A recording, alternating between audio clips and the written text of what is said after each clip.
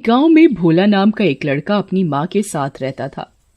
भोला की माँ घरों में काम किया करती थी और घर का गुजारा करती थी। फिर एक दिन वो बीमार पड़ गई, जिससे घर का गुजारा करना भी मुश्किल हो रहा था। फिर दिवाली का दिन आया। पूरा गांव सजा हुआ था, बस एक भोला के घर को छोड़कर।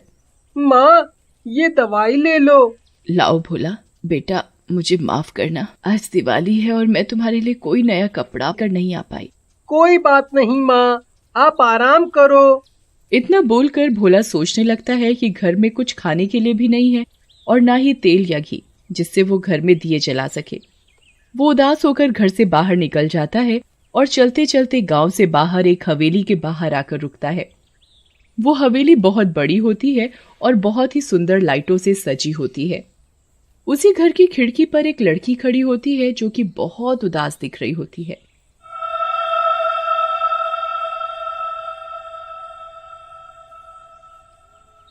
अरे भैया, ये तो बहुत सुंदर हवेली है, तब भी यहाँ इतना सन्नाटा सा क्यों है? और आज तो दिवाली भी है। अरे बेटा, क्या बताएं, इस घर के मालिक हमेशा काम में बिजी रहते हैं और ये उनकी बेटी सोनी अकेले घर में उदास हो जाती है। इसे घर से बाहर जाने को भी मना किया है इसके पापा ने। भोला हवेली के अंदर जाता है तो उसे अजीब सा डर लगता है।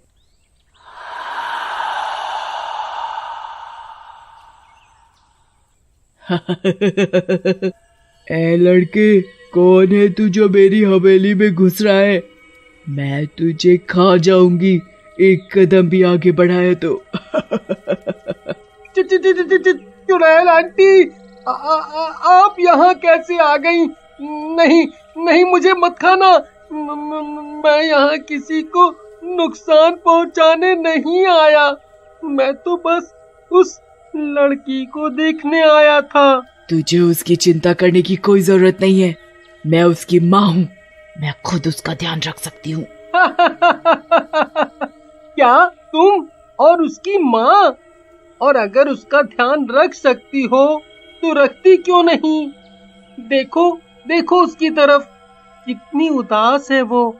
अगर तुमने उसका ध्यान रखा होता तो वो ऐसे अकेले खड़ी होकर रो नहीं रही होती। चुड़ैल भोला की बात सुनकर चुप हो जाती है। अब क्या हुआ आंटी, आप कुछ बोलती क्यों नहीं? मैं छोटा पैकेट बड़ा धमाका हूँ। छोटा बच्चा जान के हमको ना बहकाना रे। टप टप। हाँ चुड़ैल आंटी। तभी उसको ऐसे नाचते और गाते हुए देखकर सोनी, जो कि रो रही होती है, एकदम से हंसने लग जाती है। अरे तुम कौन हो? यहाँ आओ। चुड़ैल जी, मैं जाऊं? वो बुला रही है। हाँ ठीक है, जाओ, लेकिन मैं यही हूँ। मेरी बेटी को नुकसान पहुँचाने का सोचना भी मत। अरे चुड़ैल जी, मैं कोई आतंकवादी थोड़ी हूँ जो नुकसान पहुँचाऊंगा किसी को। मैं तो खुद ही नसीब का मारा हूँ। अरे तुम कौन हो? मैंने तो पहले तुम्हें यहाँ नहीं देखा। मैं यहीं पास के गांव में ही रहता हूँ, लेकिन आज तो दिवाली है। तुम रो क्यों रही हो? तुम्हारे पास तो सब कुछ है ना, और तुम मेरी तरह गरीब भी नहीं हो। पैसों से थोड़ी ना खुशियाँ आती हैं, खुशियाँ तो लोगों से आती हैं। और मेरे पास ना तो कोई दोस्त है और ना ही मेरे घर में कोई। क्यों, क्या हुआ? सब कहाँ गए? मेरे पापा तो हमेशा काम करते रहते हैं ऑफिस में। मेरा ध्यान रखने वाली एक आंटी है राम प्यारी, उनके साथ मैं क्या खेलूंगी। और तुम्हारी माँ? सोनी कुछ नहीं कहती और फिर से उदास हो जाती है। अरे क्या हुआ? अच्छा रहने दो, तुम उदास मत हो, मेरे साथ खेलोगी? ठीक है, लेकिन मेरे पापा को मत बताना, वो मुझे डांटेंगे। उन्होंने मना किया है इस घर से बाहर जाने को। ठीक है, मैं तुम्हारे घर आकर ही खेलूंगा तुम्हारे साथ। फिर दोनों घर के बगीचे में खेलने लगते हैं। चुड़ैल अपनी बेटी को खुश देखकर बहुत खुश होती है।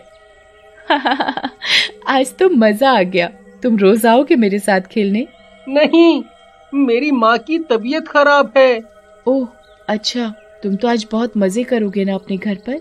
नहीं, मेरे पास इतने पैसे नहीं हैं कि मैं आज दिवाली के दिन भी अपना घर सजा सकूं। अच्छा, तो अब मैं चलता हूँ। फिर भोला घर की ओर निकल जाता है। सोनी फिर से उदास हो जाती है और घर के अंदर जाती है। घर के अंदर बहुत सारे पटाखे रखे होते हैं। मेरे पास तो इतने सारे पटाखे हैं, पर क्या फायदा, पापा आज भी लेट आएंगे और इस बार भी मुझे अकेले ही दिवाली मनानी पड़ेगी। चुड़ैल सोनी को उदास देखकर परेशान हो जाती है और भोला के पीछे जाती है। भोला रुक जाओ। अरे चुड़ैल आंटी, आप मेरे पीछे क्यों आ गईं? अब तो मैं अपने घर ही जा रहा हूँ। मैंने आपकी बेटी को भी कोई नुकसान नहीं पहुँचाया। हाँ मैंने देखा, पर मेरी बेटी तुम्हारे साथ खेलकर बहुत खुश थी। तुम अब से मेरे घर पर ही रहोगे, तुम कहीं नहीं जा सकते। तुम्हारा अब एक ही काम है, मेरी बेटी को खुश रखना। नहीं नहीं चुड़ैल आंटी, मैं ऐसा नहीं कर सकता। मेरे घर पे मेरी माँ अकेली है, मुझे उनके पास जाना होगा। नहीं, मैं कुछ नहीं जानती। मैं तुम्हें मार दूंगी और तुम्हारी माँ को भी। चलो मेरे साथ वापस। अगर अपनी माँ को जिंदा देखना चाहते हो तो कुछ दिन मेरी बेटी को खुश रखो। भोला बहुत डर जाता है। ठीक है, आप मेरी माँ को मत मारना, मैं चलता हूँ आपके साथ। फिर भोला वापस हवेली पहुँचता है। उसे देखकर उदास सोनी फिर से खुश हो जाती है। अरे भोला, तुम वापस आ गए? तुम मेरे साथ दिवाली मनाने आए हो ना? हाँ वो अरे हाँ, मैंने सोचा तुम अकेली हो तो मैं कुछ देर तुम्हारे साथ ही रुक जाता हूँ। फिर दोनों खेलने लगते हैं। कुछ देर बाद, अरे भोला क्या हुआ, तुम चुप क्यों हो? तुम्हें और पटाखे चाहिए तो ले लो, मेरे सब पटाखे ले लो। नहीं, वो बात नहीं है। मुझे अपनी माँ की चिंता हो रही है। मेरी माँ घर पे अकेली है और बीमार भी है। सोनी को भोला अपने घर का सारा हाल बताता है, जिसे सुनकर सोनी को बहुत दुख होता है। भोला, काश मैं तुम्हारी कुछ मदद कर पाती, लेकिन मेरे पापा बहुत गुस्से वाले हैं। वैसे तो वो मुझसे भी बहुत प्यार करते हैं, पर तुम उदास मत हो। मैं उनसे तुम्हारे लिए बात करूंगी कि वो तुम्हारी मदद करें। अब तुम मेरी चिंता मत करो और अपने घर चली जाओ। कोई बात नहीं, मैं थोड़ी देर में चला जाऊंगा। सोनी और भोला साथ मिलकर पटाखे और फुलझड़ियां जलाने लगते हैं कि तभी सोनी के पापा महेश वहां आ जाते हैं और भोला को देखकर बहुत गुस्से में आ जाते हैं। अरे राम प्यारी, इधर आओ, ये कौन है? साहब, वो मुझे नहीं पता। तुम इतनी लापरवाह कैसे हो सकती हो? किसी को भी घर के अंदर घुसा लिया। सोनी डर जाती है और फिर से रोने लगती है। पापा, इसे मत डांटना, ये मेरा दोस्त है, मेरे साथ खेलने आए हैं। तुम इसे जानती भी नहीं, एक अजनबी को कैसे घर में आने दिया? ये गलत बात है सोनी बेटा। और राम प्यारी, मैं तुम्हें नौकरी से निकाल दूंगा। ये सब देखकर चुड़ैल को गुस्सा आ जाता है और वो सबके सामने आ जाती है। बस करो महेश, बहुत हो गया। तुम्हें अपनी बेटी की उदासी नहीं दिखती? चुड़ैल, अरे मर गया। अरे कौन हो तुम? कौन हो? तुम्हारी बीवी पूनम। पूनम, तुम्हें मरे हुए तो कितने साल हो गए? हाँ, मैं हमेशा अपनी बेटी के आसपास ही थी। तुमने तो उसे कभी समय नहीं दिया। कैसे बापू, क्या करोगे इतना पैसा जब तुम्हारी बेटी खुश नहीं? मैं लाई हूँ इस लड़के को। तुम्हें दिखाई नहीं देता कि आज हमारी बेटी कितनी खुश है? उसे भी दोस्त चाहिए। घर से बाहर नहीं निकलने देते तुम इसे। इस हवेली जैसे पिंजरे में एक सोने की चिड़िया की तरह तुमने उसे कैद कर दिया है। महेश को अपनी गलती का एहसास होता है और वो सोनी को गले लगा लेता है।